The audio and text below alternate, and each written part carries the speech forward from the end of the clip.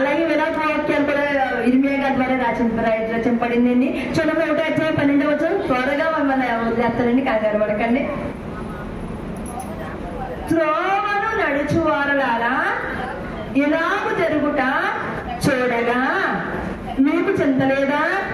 యెహోవా తన ప్రచండ కోప దినమున నాకు కలుగజేసిన శ్రమ వంటి శ్రమ మరి ఎవరికైనా కలిగినదో లేదో మీరు నిదానించి చూడిడి. ఇందులోనే ఈ ఇర్మియాలో 1:8 మనం 8వ చూస్తే యెరూషలేము ఘోరమైన పాపము చేసెను, అందుచేత అది అపవిత్రురాలైపోయింది.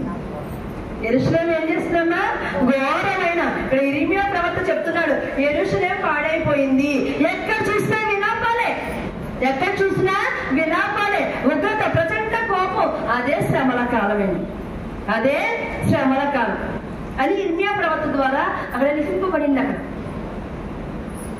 దుర్దినములు రాకముందే సర్వం కోల్పోకముందే అన్నత్వం కమ్మకముందే ఉగ్రత దిగి రాకముందే సంయుక్త రక్షకుని అనుకూల సమయాన చేసుకోయేసుని ఆలస్యం చేయక భరించు రక్షకుని అనుకూల సమయాన చేసుకోయేసుని ఆలస్యం చేయక. హల్లెలూయా.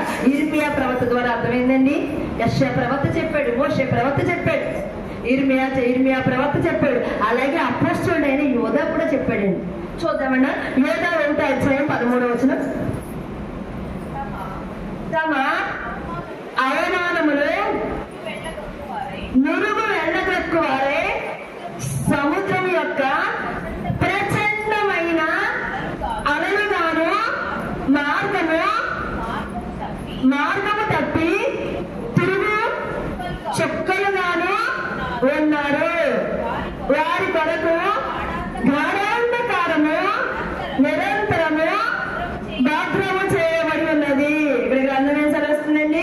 అపోస్తలుడైన యోధా ద్వారా అది ఇక్కడ గ్రంథం ఏంటంటే రెడీగా ఉంది. ఇక్కడ ఏం రెడీగా ఉందండి? గాఢాంధకారం. ఏం రెడీగా ఉందండి? గాఢాంధకారం. అయితే గాఢాంధకారం లాగా మనలోకి వెళ్ళకుండా, మనం ఆ గాఢాంధకారంలో మనం వెళ్ళకుండా కాపాడబడాలంటే నాడు నోవాహు పడవెక్కినట్టు ఈ రోజున మనం ఏ నామంలో పడవ